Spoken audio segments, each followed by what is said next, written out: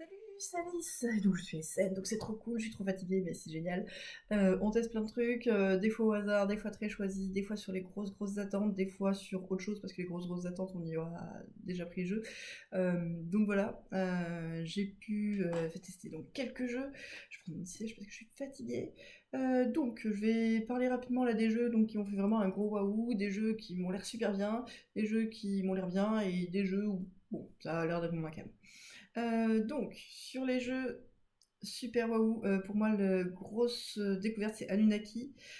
J'étais pas sûre de quoi en penser. Je pensais que c'était un peu gros. Alors, c'est du jeu expert, mais c'est beaucoup moins gros que ce que je pensais. Les règles sont pas trop longues.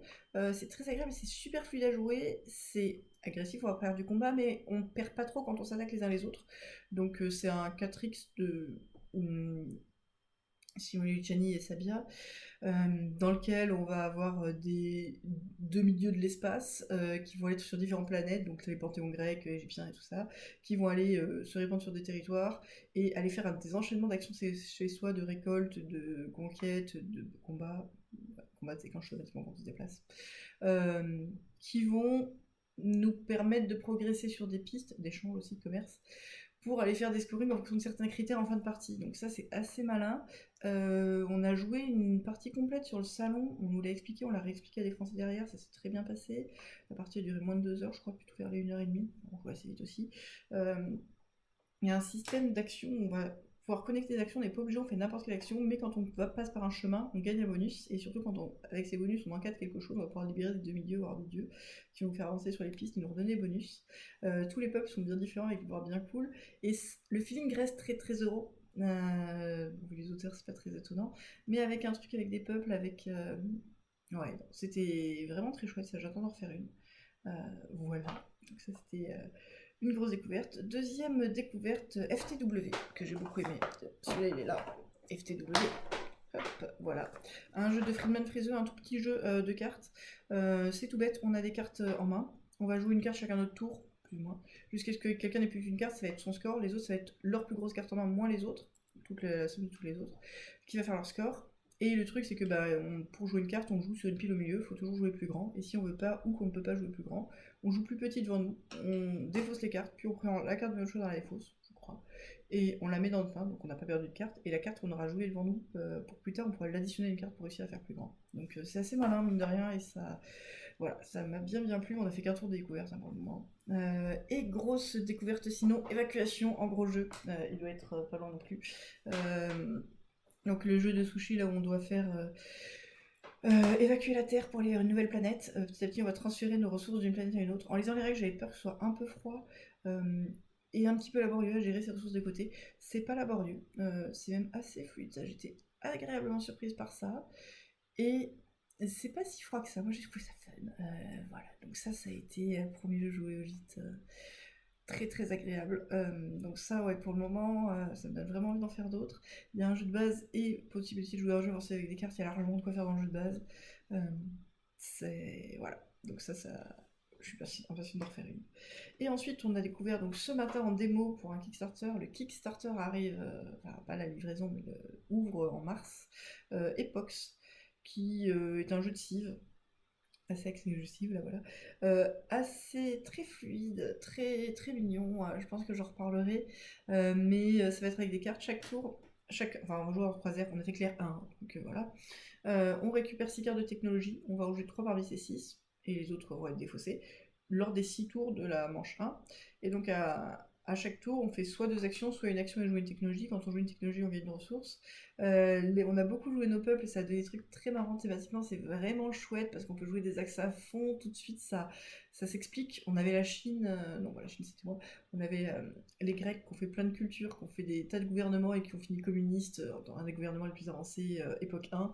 C'était très chouette, moi j'avais la Chine qui roulait sur le plateau, mais qui était barbare, qui avait zéro culture, les Anglais qui attendaient un peu d'arriver sur le plateau.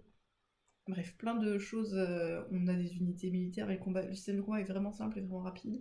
Il y a un truc que j'aime beaucoup dans l'incitation à attaquer, donc c'est du combat au dé, mais on va avoir plus ou moins de dés et plus ou moins de force de base. Le truc, c'est que pour attaquer, c'est pas une action. À la fin de notre tour, on a droit à une tentative d'attaque d'un truc à côté. Bon, un jeton, c'est une fois par manche pour en faire une deuxième. Ce qui fait qu'on n'a pas besoin de renoncer à quelque chose pour tenter un truc au dé et se dire ah bah non, bah j'ai loupé, bah tant pis, j'ai perdu mon action. Il n'y a pas ça. Donc ça, c'est quand même agréable, j'adore. Et voilà, ça me donne très clairement envie de faire une partie complète. Ouais, donc ça on verra, c'est pas pour tout de suite. Voilà, je vais passer un petit peu plus rapidement sur le reste peut-être parce que je suis quand même fatiguée, mais point de vue des trucs cool, j'ai testé donc Crash of Wistar qui était une très très grosse attente. J'en ai fait deux parties mais vraiment épuisées en fin de soirée, c'était pas des bonnes idées. Ça a l'air cool, mais ça a pas l'air extraordinaire. Il s'y passe des choses, on fait un peu des actions, la partie est vraiment courte point de vue du feeling de jeu, point de vue de ce qu'on va faire, donc il faut aller tout de suite vers ce qu'on veut faire. Et ça peut être pas mal. La deuxième partie, j'ai plus ressenti un truc agréable de ce point de vue-là que de la première. Après, ça donne un petit peu l'impression d'être un jeu qui a peut-être été développé à la va-vite, dans le sens où on a des decks de cartes énormes alors qu'on en voit très peu. À côté de ça, les missions sont pas si variées ou pas si intéressantes que ça qu'on va faire sur la carte. Ce qui se passe avec les bonhommes, avec la gestion d'ouvriers est cool, voilà, c'est plutôt cool, mais ça a pas un souffle énorme.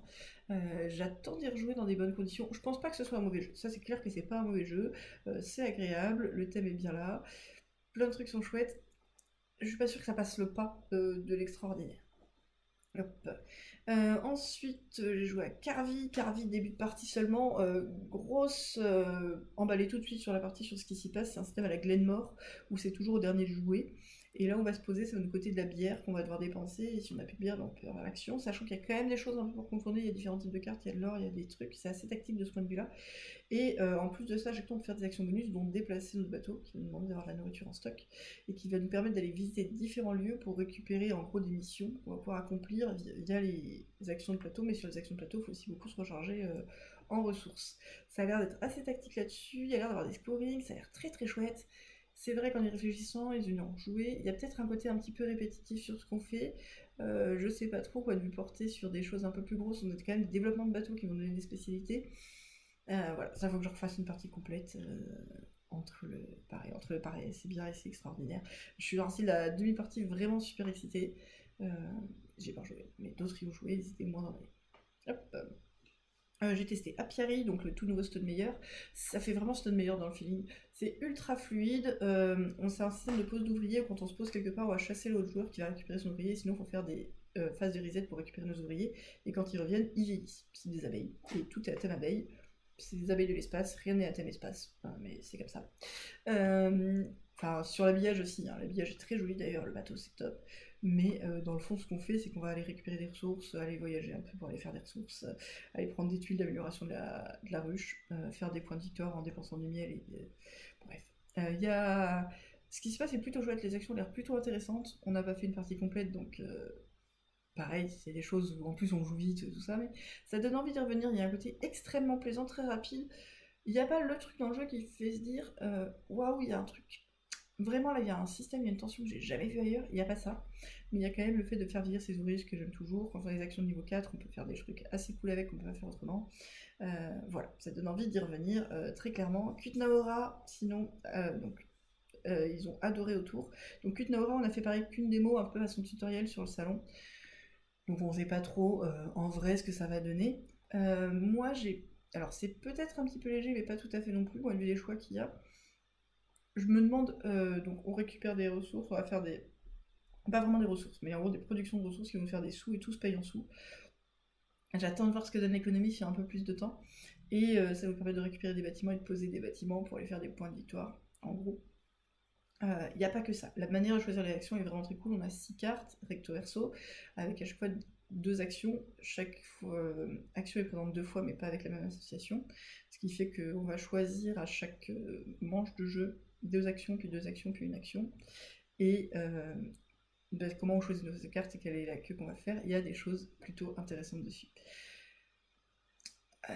On va pouvoir miner, on a chacun 3 guildes qui disent quel type de bâtiment on va pouvoir construire, et tout le monde peut pas construire les mêmes bâtiments, ça va jouer sur l'équilibre économique, pour aller faire un peu les choses au bon moment, en fonction du timing, en fonction du marché. On voit quand même beaucoup ce que les autres ont la possibilité de faire, on va réserver des bâtiments à les construire. Voilà, faut que j'en fasse une vraie partie. En fait, sur la démo, j'arrive pas à me rendre compte, parce que comme on voit la mécanique, un peu les règles, mais pas du tout les leviers de tension, voir où est-ce qu'il y a un truc qui fait serrer les fesses et qu'est-ce qui se passe, que c'est très joué à la cool, je me rends pas compte. Et ça, j'arrive pas à évaluer le niveau de tension dans le jeu après une démo comme ça. Donc ça, je sais que j'ai rejoué. Footprints, c'était très agréable. Moi, je trouve ça mignon. On m'a dit que c'était pas du tout mignon, donc c'est pas tranquille, mais c'est un petit peu calculatoire sur faire des petits enchaînements de cartes. Donc on va avoir une carte sur laquelle on va se déplacer. En fait, nos bonhommes vont juste faire se déplacer. Et pour ça, on a des cartes devant nous qui vont soit améliorer nos curseurs, qui disent de combien de déplacements on a droit, soit jouer des cartes qui vont dire de combien on se déplace sur différents types de territoires. Et quand on se balade, comme ça, on va récupérer des ressources qu'on peut utiliser pour faire des bâtiments qui vont nous permettre plus tard de dépenser des ressources pour améliorer nos curseurs. On fait pas grand chose, tout ce qu'on fait est assez petit, c'est la petite optimisation, il y a des points à aller chercher quelque part pour aller vraiment sur les décomptes qui nous intéressent. On va mettre un bâtiment spécial sur un des décomptes de fin spéciaux. On peut jouer la course pour aller jusqu'au bout, mais dans ce cas, il faut vraiment pousser vers l'avant. Et il faut voir comment ça se passe côté développement. C'est assez original, voilà. Et on fait plein de petites choses et je trouve qu'on se fixe en permanence des petits objectifs court terme et moyen terme. On a aussi des cartes objectifs qui sont un peu costauds, donc il faut réaliser sur le long terme. Et ça, j'ai bien aimé la façon dont ça s'entremêle. Voilà. Après, on n'est pas dans un jeu non plus énorme. J'ai joué à Fox Experiment. Le thème est super, donc on a un marché avec des mâles, des femelles et des bonus. Chaque tour, on va prendre un mâle, une femelle et un bonus, donc on tourne 3 fois. Quand on prend le bonus, ça nous fait l'heure du tour pour le coup d'après, en fonction de quel bonus on prend. Ses parents vont nous donner des enfants, donc un mâle et une femelle vont donner un ou plusieurs bébés selon comment on va développer, et on va développer les traits des bébés génétiques. Pour ça, on va prendre un certain nombre de dés qui dépend du pool des parents, de ce qu'ils ont comme dés. On va les lancer, on va cocher les cases qui correspondent, donc plusieurs couleurs de dés avec des traits ou des demi-traits, pour aller créer des enfants qui vont avoir une certaine valeur, qui vont du coup nous permettre de marquer des points, plus ou moins, selon certains objectifs, si on a avec les autres, etc. Puis c'est ces bébés qui vont être dans le marché, redonnés aux autres pour le tour d'après. Il y a, en plus de ça, quand on va développer des traits assez, ça va nous faire des petits jetons bonus qui vont permettre de développer notre plateau, avec un côté engine builder pour faire plus de bébés, avoir plus de dés à lancer, des dés jokers, avoir des nouveaux objectifs pour faire des points, avoir des gros contrats sur les points de fin de partie et d'autres bonus. Ça a l'air assez fun, il y a quand même un côté où on suit un peu ce que le jeu nous donne, il y a peut-être un côté win-to-win, mais ce qu'on y fait est plaisant, en fait, on gère, on est content de cocher, on est content de faire des trucs, on fait des choix de temps en temps, là où sont les choix, c'est pas énorme, c'est pas gros là où on fait les choix, mais voilà, c'était plutôt cool. À The Office, moi j'y ai pas joué, mais du coup à côté ils y ont joué, ils ont bien aimé, et c'est moi qui l'ai représenté, donc voilà, ça avait l'air cool. Toi de Paris, on a fait ça sur le chemin en partant, c'est un stop ou encore qui marche bien, qui est très bien dans son format parce qu'il va vraiment vite et ça peut se jouer sur une aire d'autoroute d'un ASN. Voilà, je crois que c'est tout. Ah oui, Elder Raban Duel, qui est un sushi à 2 joueurs, un gros d'économie de cartes. On a testé ça, je sais pas trop ce que ça donne, on a fait une demi-partie. Je pense pas que ce soit extraordinaire, je pense que c'est quand même pas mal. On va avoir des cartes, donc il y a une rivière de cartes en gros. À chaque tour, on va sélectionner certaines cartes. C'est plus facile de prendre celle en bas de la file que celle en haut de la file, donc on peut prendre une ou deux cartes. Ensuite, à chaque tour, donc soit on piège des cartes, soit on joue des cartes. Quand on joue des cartes, il faut dépenser d'autres cartes pour les faire grâce aux ressources. Mais il y a des cartes qui donnent des revenus, en gros des productions à la Seven ce qui font qu'on a besoin de dépenser moins de cartes pour la suite. Et il y a d'autres types de cartes, donc des cartes qui vont faire des revenus donc de diplomatie et de trucs d'opposition. Ça va faire des majorités, on va basculer avec une façon de tirer à la corde pour l'un on est meilleur que l'autre dans une grille qui nous permet de marquer des points. On va aller, puisque c'est un jeu purement de joueurs, comme le nom l'indique, et on va aller faire des planètes, donc on a des cartes planètes, après on a des bouts de planètes pour compléter ces planètes, pour aller explorer, et ensuite on peut mettre un vaisseau dessus pour aller faire de l'échange avec cette planète, ce qui vont nous donner des gros bonus pour la suite, des bonus de points, des points permanents. Voilà, ça a l'air plutôt chouette. Moi ça me donne envie de réessayer de faire une partie complète. Voilà, et il y en a quand même que j'ai moins aimé parce que c'est SN, donc il faut bien. On a cité Jokmok, un truc façon marché de Noël, assez kitsch. Le deuil des ailes, ça moi j'aime plutôt bien. On va jouer à la chaque fois avec 5 lots d'objets différents et c'est un jeu de collection où on va choisir donc un peu une piste à la Glenmore aussi. On va choisir des cartes, plus on va loin, moins on choisira vite, qui nous font des points selon différents critères et c'est assez banal. Ça n'a pas une grande originalité. Pareil, dans le assez banal, j'ai joué à Planetfall, qui est un jeu de draft ouvert, donc on a des cartes à drafter comme ça, on les récupère, on a des manières de les payer, ça va un peu nous développer pour la suite. On a fait que 2 tours sur les 7, et il manquait peut-être un peu une étincelle d'un truc qui le fasse dépasser un critère. Après, il a l'air quand même facile à sortir dans un format assez chouette, donc c'est pas vraiment mauvais, mais je vois pas trop ce qui le distingue plus que ça.